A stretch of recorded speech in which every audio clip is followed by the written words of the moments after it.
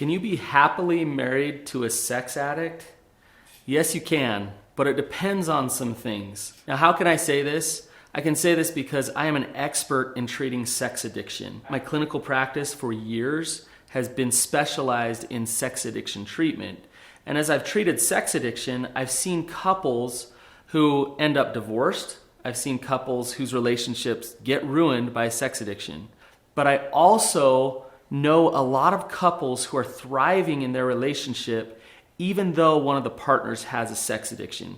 So it is possible to be married to a sex addict and still have a really good marriage. I'm going to show you how in this video.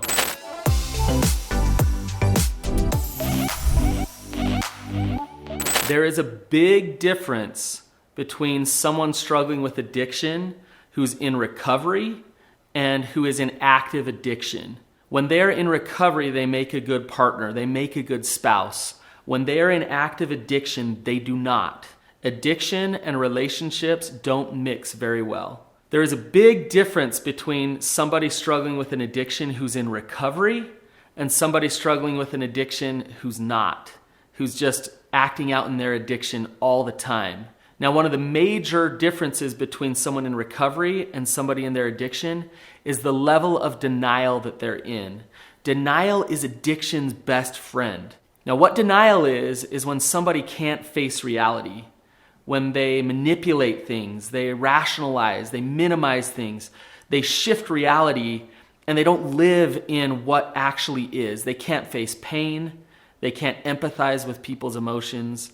And because of denial, it makes it impossible to connect in a healthy way to that person. So the level of denial determines whether or not you can be in a healthy relationship with them or not.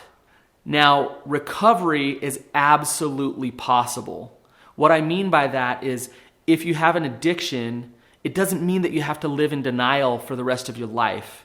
You can learn how not to live in denial, how to overcome that addiction, and be a healthy partner. If you are struggling with an addiction, or if you're married to somebody struggling with a sex addiction, then you're gonna wanna subscribe to my channel. Somebody in addiction has a lot of denial. They also have a lot of compulsive behaviors, a lot of shame, and a lot of defensiveness. So you can see how that doesn't make a very good partner. But what I'd like to talk about is the other side of things. Somebody who is in recovery.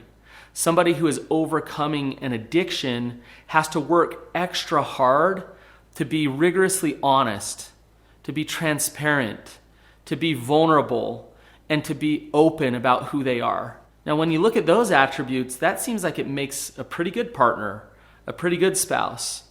I talk to couples who have been on this journey of recovery, and the ones who are doing really, really well, they look back and they can actually say, I'm grateful for his sex addiction. I know that sounds crazy, but the reason they're grateful for it is because now their relationship has to be built on trust. Their partner, the person struggling with addiction, has to be as honest as they possibly can be.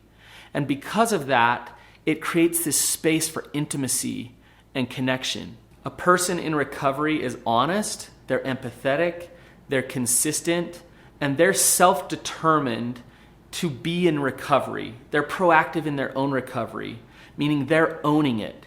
A partner like that has power, a partner like that has confidence, and a partner like that is actually good to be in a relationship with.